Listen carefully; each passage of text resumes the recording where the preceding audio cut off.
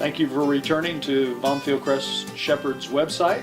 This is the second part in the training levels that we're going to talk about, and this is the segment called scenario-based training exercise. This goes right along with the 5 critical concepts. And if you haven't viewed the 5 critical concepts, I encourage you to go over there and look at the 5 critical concepts, because these go together as a pair. So let's get comfortable here and review, describe what scenario-based training exercises are. First of all, let me just describe a little bit what is a scenario-based training exercise. Well, scenario-based training exercise is what we would describe a one-act play based upon a particular exercise that might be a real situation or reality situation. So what we're trying to do is put on a one-act play based upon like a home invasion, so that we mimic what might be real in a home invasion situation. Here is some of the issues that you might run into. When people talk about, and you ask them these questions, other people, when you're going to different websites, do you do home invasion scenarios in your training exercises?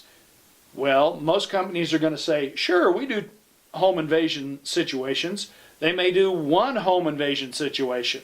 That's better than nothing, but one home invasion might be knock on the front door, push your way in, and the dog does his defense or his protection and takes the bad guy out. That might be fine if that's all they're doing.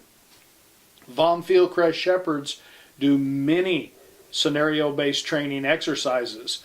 In fact, we may do multiple scenario-based training exercises. For instance, we might do a home invasion situation where we do scenario-based training 1, 2, and 3, and then 4, 5, and 6, and we'll call that stage 1 in a home invasion situation, or part of the 5 critical concepts. So why do we need to do scenario-based training exercises? If you do not do scenario-based training exercises, you stand a great chance that the dog will not be able to perform in every situation that he or she will come across in a particular situation. We have this strange idea that if we own a working type dog, a German Shepherd, a Belgian Malinois, maybe even a Rottweiler, that just because we have one of these types of dogs, that they're going to be able to perform in any type of situation. Nothing could be further from the truth. Let me give you an example.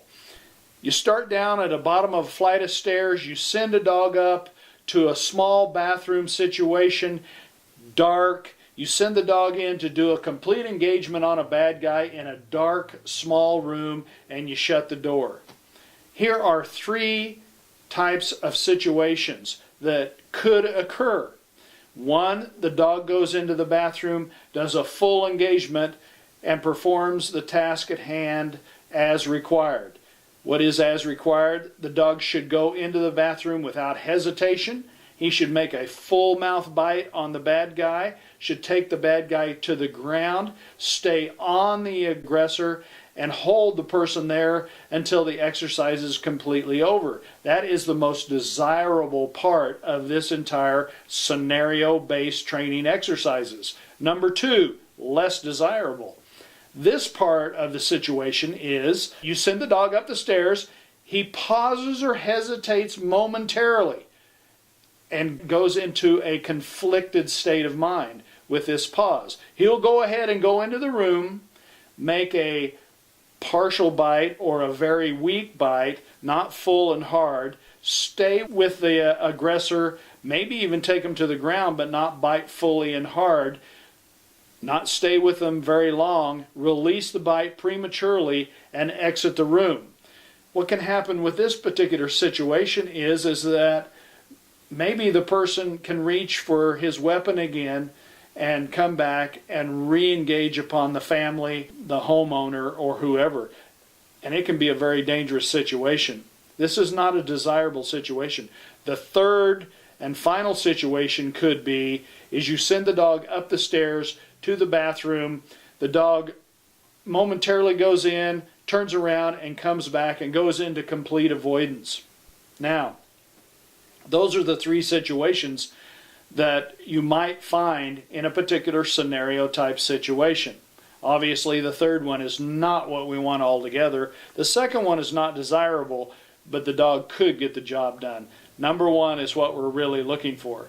So if you're not taking all of the dogs to complete failure, so you know where their failure points are, then you're not really going to be able to find out exactly where the weak points of the dog are. The only way you're going to do that is to run them through as many scenario-based training exercises as possible. So take this scenario again, up the flight of stairs into a small bathroom in the dark. So we'll take number 2 dog that momentarily goes into the room, is conflicted about what he sees inside, and has the weak bite. We will take this step one step at a time. We will train each individual piece of that exercise by itself and then train the whole exercise as a whole. So we can take a dog, these are very good dogs by the way, these are not weak nerve dogs or shy dogs or weak dogs in any way. These are good dogs. We're taking good dogs and making them great dogs. That's what you deserve. You deserve a great dog. You deserve the best dog that money can buy. You deserve the best for you and your family to ensure that dog is going to protect you and your family. This is what you're looking for when you're searching the web. But if the company that you select is not doing scenario-based training exercises, you can't be for sure that dog is going to protect you in every situation. The only way, scenario-based training exercises based upon a standard of training of 5 critical concepts that you know for a fact that you have a solid training program that's going to meet your needs in every situation. So back to scenario-based training exercises. Our level 1 dogs may have 10 scenario-based training exercises based upon a home invasion. We use home invasion because that's the most stressful to the handler and the dog when we're doing training exercises. Our level 2 dogs will have as many as 20 scenarios based upon a home invasion, and our level 3 dogs, they will have as many as 30 scenario-based training exercises based upon a home invasion. Now the other 4 out of the 5 critical concepts, we do scenario-based training exercises on those as well. So let's just recap.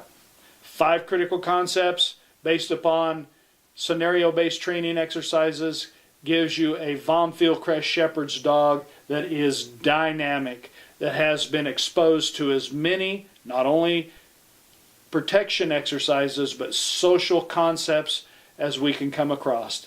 This gets you a dog that is totally dynamic, that has been exposed to as many outward influences socially, but also protection phases as you can imagine. I want to really thank you for taking the time to view these 2 videos, 5 critical concepts and scenario-based training exercises. I hope that it's been informative for you. I've enjoyed doing these videos, and just continue looking at the website. You can go to our videos on our video gallery and you can see some of the scenario-based training exercises. I do have to confess, we're not actors, we're dog trainers. So anyway, they're great videos. You can see some of those listed on our video gallery. Have a nice day. Give me a call. Let's talk about how we can place a Vom Fieldcrest Shepherd in your home so that you can have the very best that the world has to offer. Details do make the difference. Thank you.